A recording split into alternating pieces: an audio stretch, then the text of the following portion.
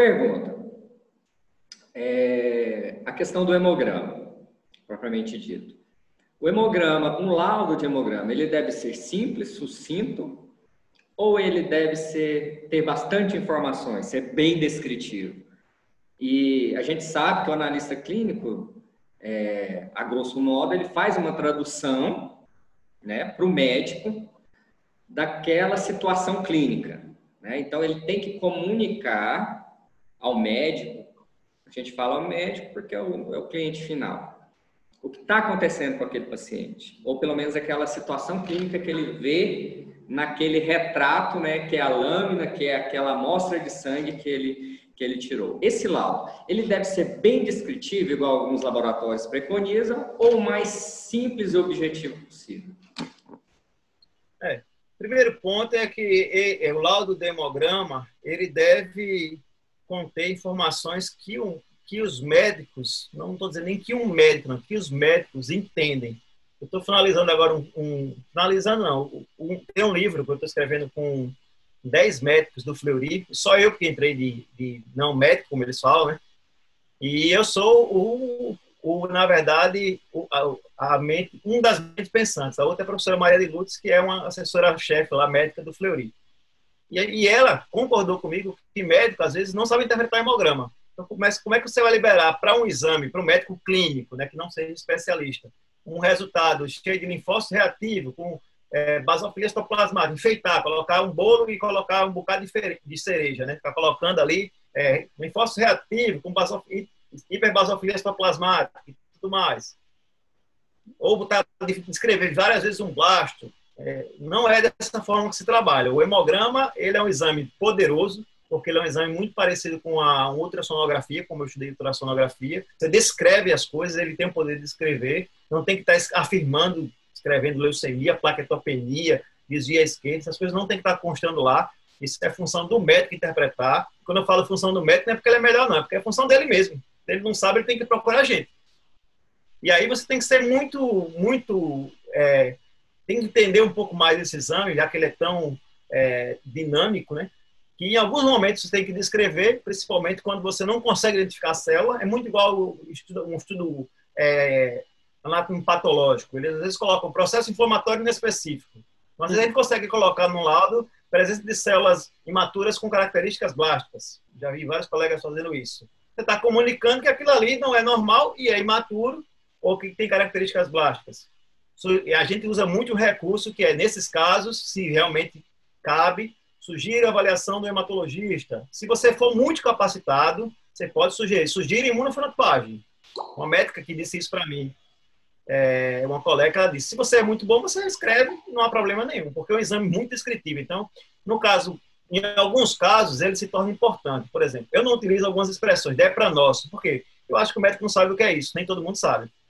E se eu dificultar a vida desse médico, eu estou dificultando a vida do paciente, como você falou, da cadeia lá, né, lá em cima, lá do pico do iceberg, que é o médico, e o paciente. Aí atrapalha a minha vida. No futuro, eu não resolvi, o paciente fica confuso, se for no sistema público ou privado, ele é que acaba dançando, e meu nome também. Porque meu nome está carimbado lá no papel, seja assinatura eletrônica ou não. Então, por exemplo, tente usar uma linguagem que seja entendível, né? Presença de hemácias em foice, várias hemácias em foice, várias hemácias em alvo, né?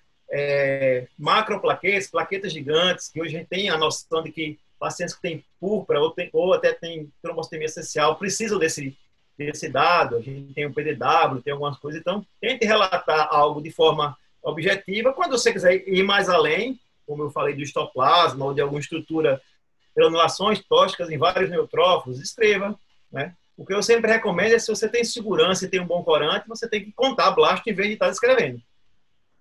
Mas é um exame muito potente, eu atribuo o hemograma a isso, eu acho que as pessoas ainda não entenderam isso, e um exame que traz muita responsabilidade, porque você vai...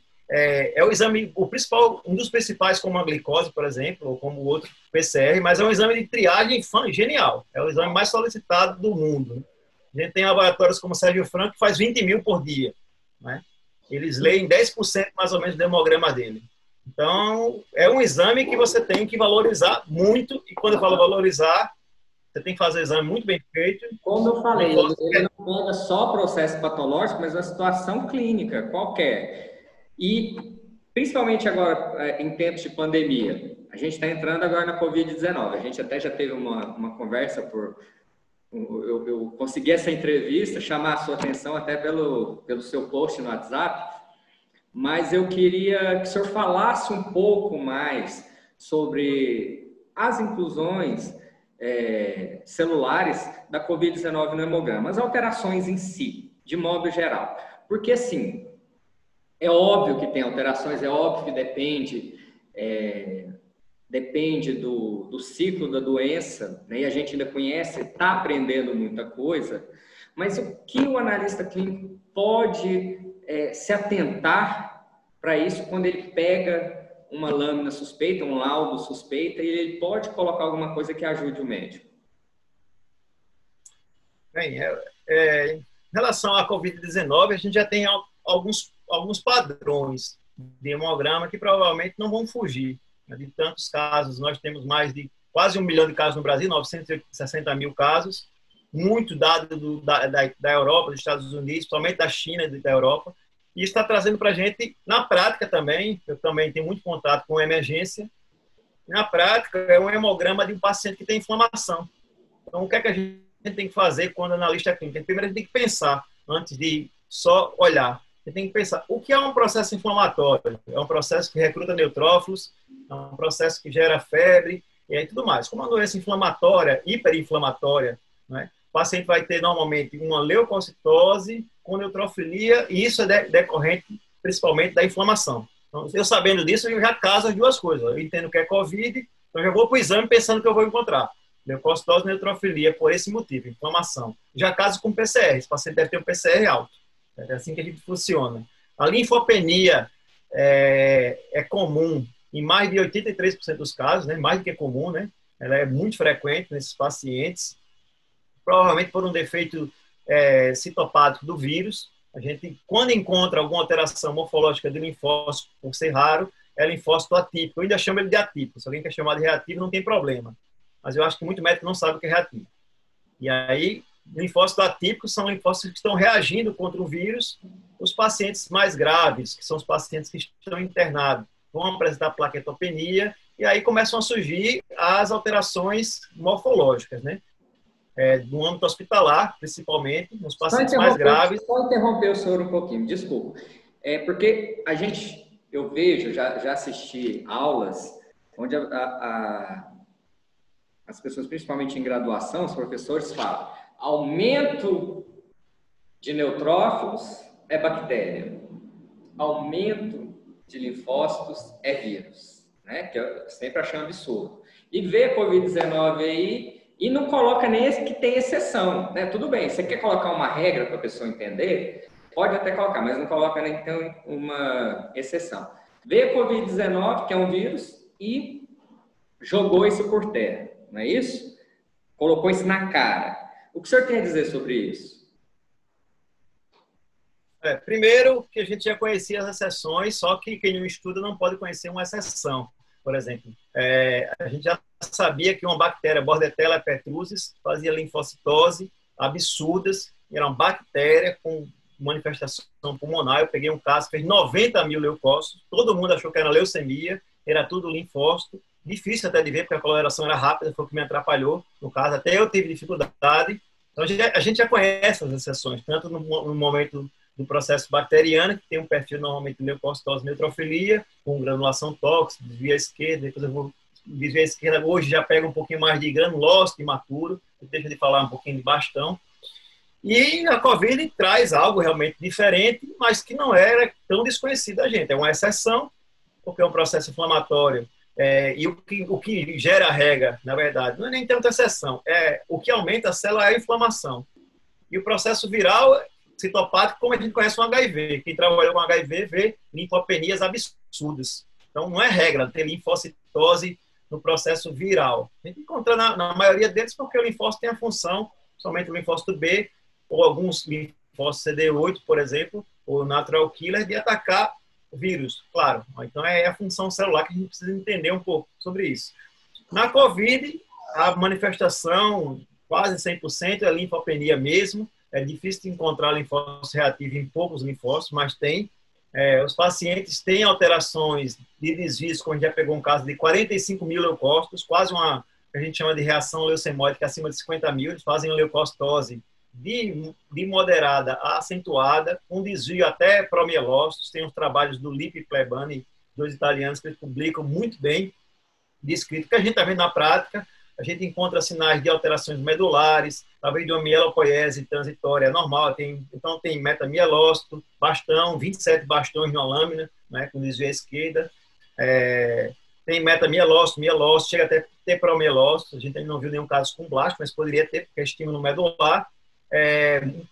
Granulação tóxica não é comum, foi relatado a presença desses estímulos medulares de eritroblastos também, tem eritroblasto, já nos pacientes mais graves, que tem eritroblasto, não é comum em qualquer paciente, não é o perfil, não é? A plaquetopenia pode apresentar com plaquetas grandes, plaquetas vacuolizadas, o que a gente também não é comum de encontrar. Então, o vírus começa a trazer coisas diferentes, porque o vírus evolui muito de uma inflamação, de uma pneumonia respiratória para uma sepse viral, e para um quadro que depois a gente vai falar, que é uma coagulação, uma coagulopatia, né? E aí a coagulopatia, quando se forma um trombo, se consome plaqueta, e a plaqueta diminui para formar aquele trombo, e no sangue periférico do paciente COVID, dos mais graves, a gente vê muita plaquetopenia, a maioria sem sangramento, mas pode acontecer sangramento entre 100 mil e 150, ou até abaixo de 50 mil. Os pacientes que foram a óbito, a gente tem um estudo chinês que compara antes e depois, a gente vê plaqueta abaixo de 50 mil, com uma certa frequência nesses pacientes. Como eles também podem ter até um exame normal, né, mas não os internados. Além disso, os que vão ter anemia por uma alteração que a gente chama, que é comum nos pacientes que evoluem para formas mais graves, quadro séptico viral, que vai ter uma alteração do rim, que pode olhar a creatinina, o paciente vai ter a ureia creatinina alterado, ele não produz eritropoetina e faz anemia. Então, a COVID não é comum fazer anemia, salvo no paciente que faz disfunção renal, que é comum, respiratória, e ele já começa a pensar em falência em múltiplos órgãos. Um achado morfológico que chamou muita atenção, relatado e publicado, a gente também está tentando publicar esse estudo, está numa revista, não sei se é o primeiro brasileiro, é muito difícil a gente estar dizendo, é o primeiro brasileiro a publicar, tem um pouco de cuidado com isso, só depois for publicado que você diz isso. E aí hoje eu também tenho essa característica também de estar sempre publicando alguma coisa que é da prática. E foi relatado primeiro no British Journal of Hematology, uma revista inglesa muito importante, grânulos verdes, inclusões, né, verdes, que a gente chama de grânulos da morte em neutrófilos, em pouco monócito, né? E esses pacientes, todos esses pacientes, eu já tinha visto isso, é muito raro. Foi 6 pacientes. Grânulos da morte. São inclusões citoplasmáticas de lipoproteína e um pouco de lipídio dentro do neutrófilo por uma deficiência hepática. É muito comum em pacientes com doença hepática, muito comum não, raro, em pacientes terminais mesmo, doença hepática. Eu já tinha visto exatamente desse paciente. E agora foi descrito no COVID em pacientes que tinham transaminase, grânulos verdes mesmo. É bom chamar a atenção que são grânulos verdes, né? Neutrófilo não tem grânulo verde, é uma coisa bem esquisita, bem diferente, que vai chamar a sua atenção. E todos esses 6 pacientes evoluíram para a morte, sendo que 4 evoluíram para a morte com transaminase entre 6 mil a 30 mil em 2 dias. E os outros em 10 dias. Todos morreram. Então, é um achado já. O hemograma já assume também grande valor na COVID, né? Que vocês conseguem relatar. Não sei se é o único exame ou o melhor exame, não. Acredito que não, por causa da coagulopatia, por causa do dímero, e na nossa área também um pouco até da tomografia e outros exames que são excelentes biomarcadores. O dímero D é um excelente biomarcador. Isso é a pergunta que eu ia fazer, porque eu já vi alguns artigos falando que o dímero D não é tão eficiente. Não é um marcador tão eficiente. Eu vi alguns no início que eram bastante eficientes, e vi esse que não era tão eficiente. Eu li até por passagem. Como a gente tinha essa entrevista aqui, eu falei assim, eu vou perguntar para o Dr. Luiz. Realmente é um marcador eficiente, principalmente de mau prognóstico? Sim. O dímero D já era um marcador, e eu trabalhei com dímero, tanto na prática quanto na pesquisa. que a médica naquela época, a pneumologista, ela pensava ela trabalhava com hipertensão arterial pulmonar. E ela pensava em encontrar trombose, né? Embolia pulmonar, que é um dos principais achados da COVID. A COVID faz muita trombose dentro do pulmão, venosa, arterial, e ela leva o dímero, já que o dímero é um produto de degradação do trombo, que a gente chama de produto de degradação da fibrina, a níveis absurdos. Isso eu sei tanto na prática. Eu tive um colega médico meu que foi internado, ele bem mais velho já, e ele foi internado, fez só uma pneumonia, não chegou a ir para a UTI, ele tinha dímero de 10 mil. Como ele era hematologista e também estava nessa situação, ele foi anticoagulado com Clexane, e ele já passou um tempo usando a heparina, até esse dímero normalizar. Então, o dímero é um marcador de onde elevado, de mau prognóstico mesmo. O paciente vai fazer trombose. Isso não é uma palavra minha somente, mas a Sociedade Internacional de Trombose e Hemostasia, da chinesa, da italiana e agora de todo mundo, né? O Brasil tem uma médica muito famosa que ele começou fazendo coagulação, eu acho que foi no sírio-libanês, se eu não me engano, e eu tive colegas que chegaram bem, tossindo só, e fez no primeiro dia com aquela tosse produtiva, febre, só isso. Eu só tenho isso. Colheram o PCR, o hemograma estava um pouco alterado, o PCR um pouco alterado, e o dímero dela, no primeiro momento, deu, o médico não tinha um resultado que atendeu, no primeiro momento já deu 800. Já começaram a anticoagulação. Isso foi no São Luís, no Hospital de São Paulo. Em segundo, com a anticoagulação, aí sim, né? Aí começou a baixar até chegar a menor que 500, ela só recebeu alta depois que esse dímero voltou ao normal. Então, é um marcador essencial. E é de prognóstico, né? Um pouco parecido com a tomografia, mas eu acho que ele é até mais poderoso. Infelizmente, nem todo mundo tem esse recurso para fazer. É um exame que, para o Brasil, essa dimensão gigante, ele pode não sair. Muitos planos de saúde, uns pagam, outros não pagam. A gente não está aqui para falar disso, né, também. Mas é falta de pensar, né? Porque o raciocínio, o tanto de internação que ele evita, né? O senhor acabou de falar que o paciente tomou o anticoagulante, fez o acompanhamento e melhorou, né? Deve ter tomado a dexametasona, já deve ter tomado algum corticoide ao longo do tempo, já está sendo... Aí eu não sei se entrou com as famosas inas da vida aí, a cloroquina e a... No começo entrou. Posso falar para vocês assim.